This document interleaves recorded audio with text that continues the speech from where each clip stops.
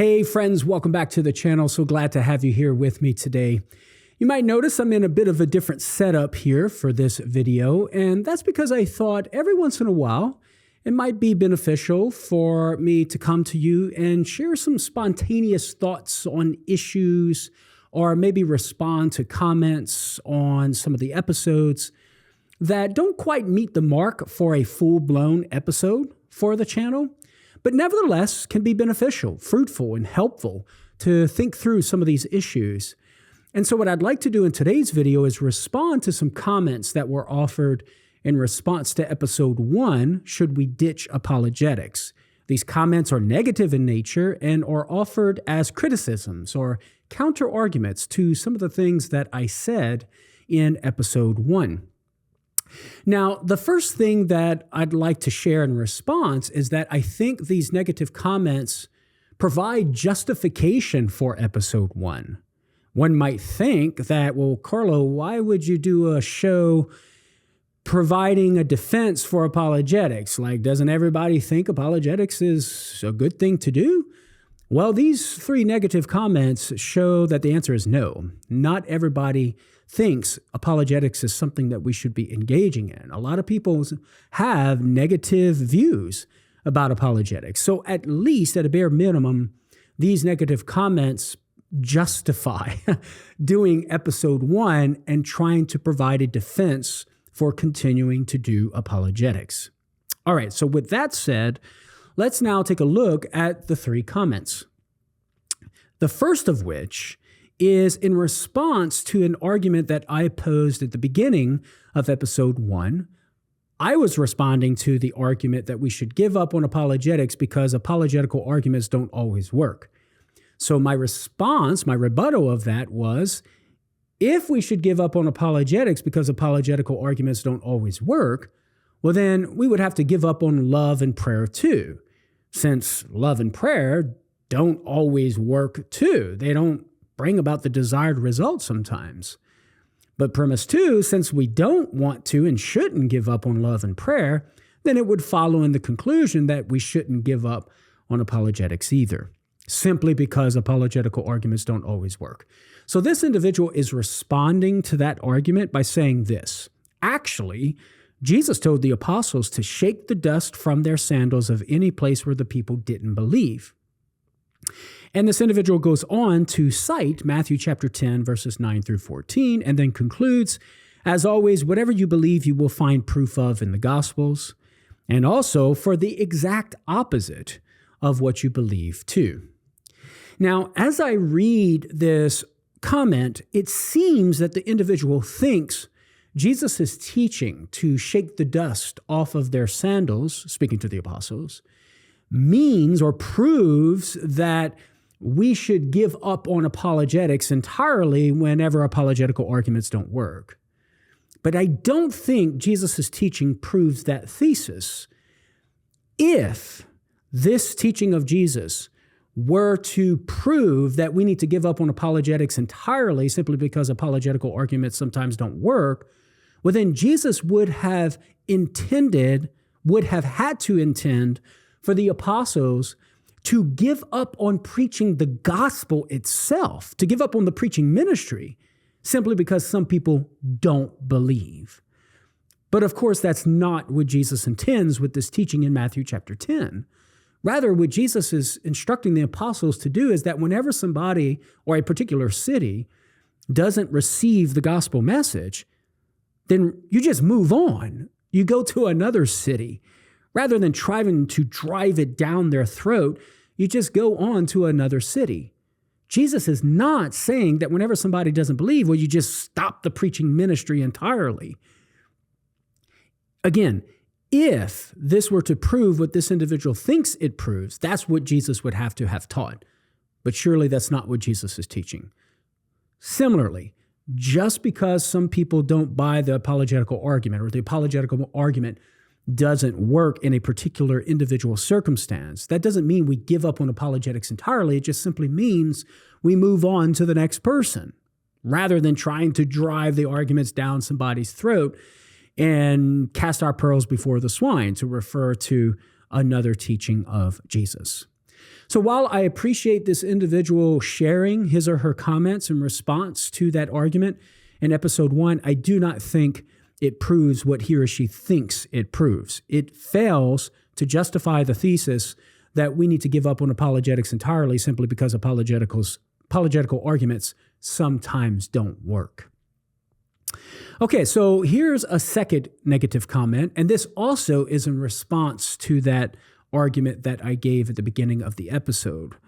And this individual writes this: "Wow, an amazing syllogism at the start of the program." He's referring to that argument that I just shared with you.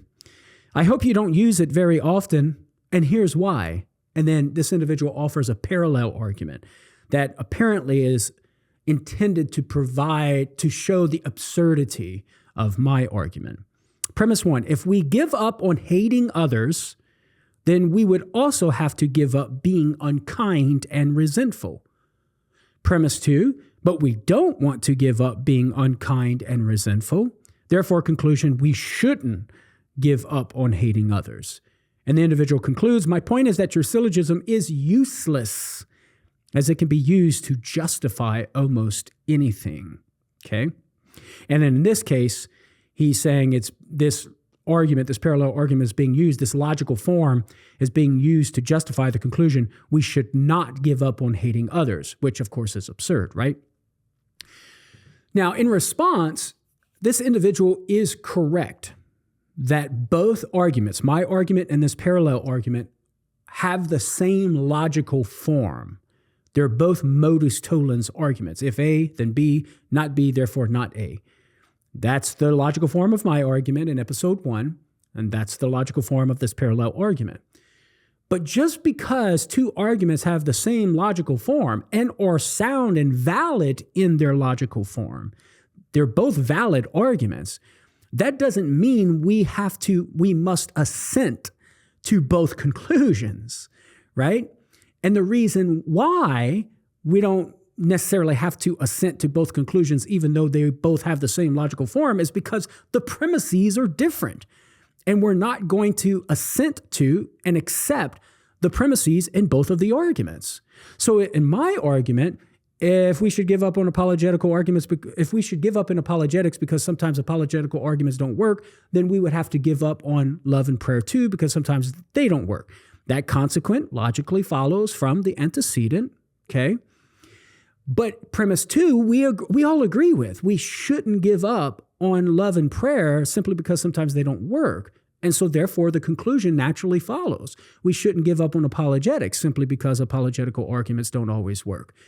And so in that argument, we all agree, at least people of goodwill would agree, that we shouldn't give up on love and prayer.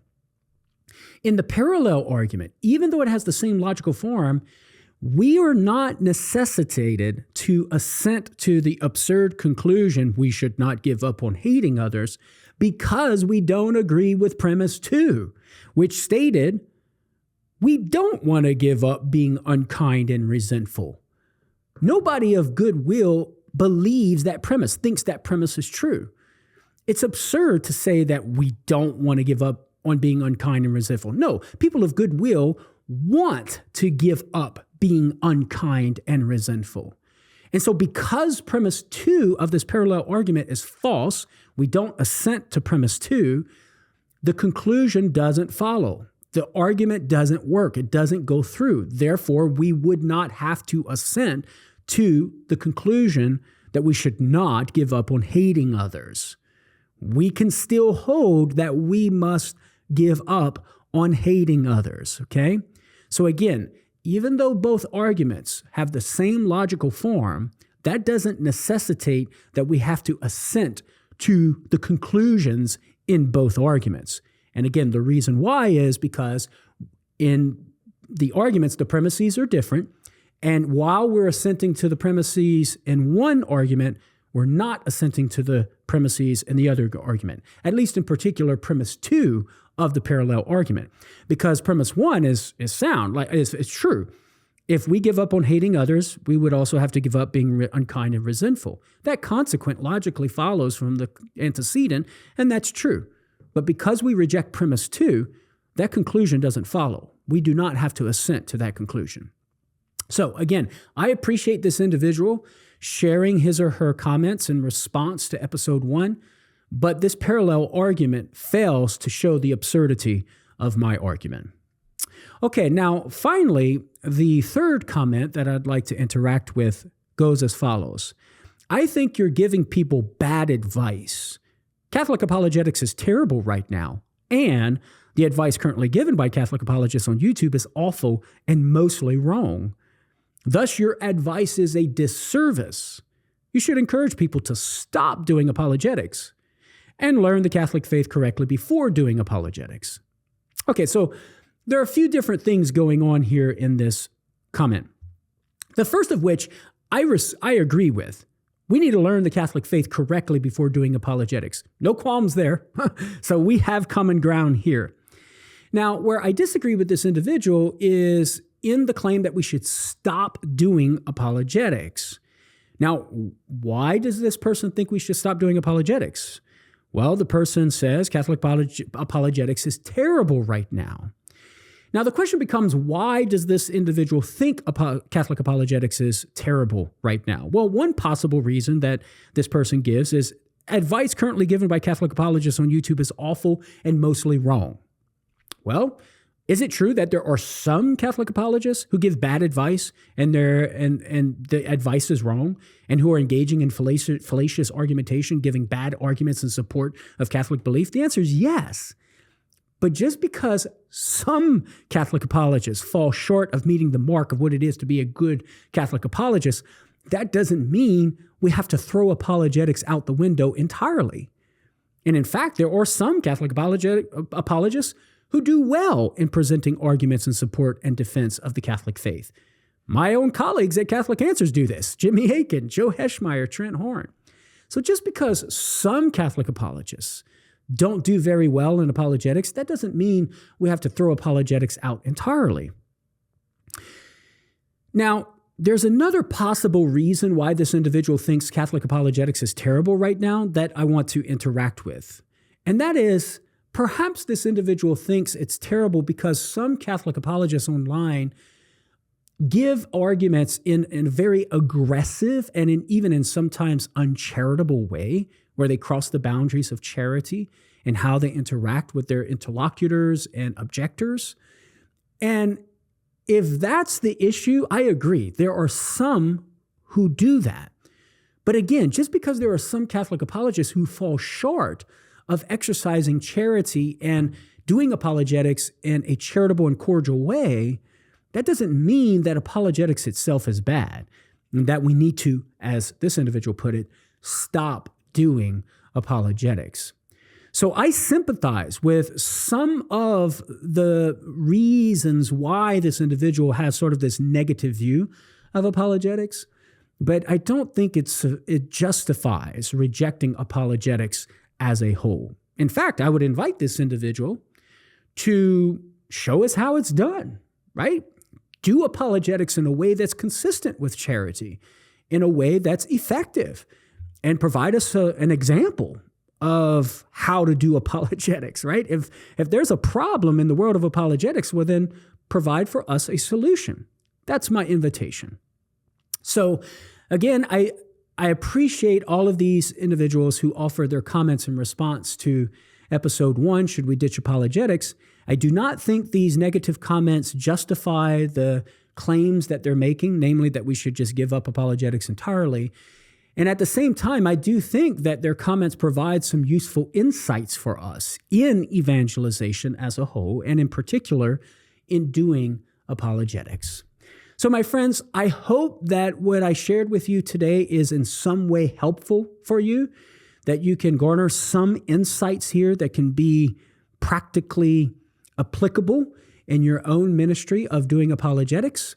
And as always, I want to thank you for joining me.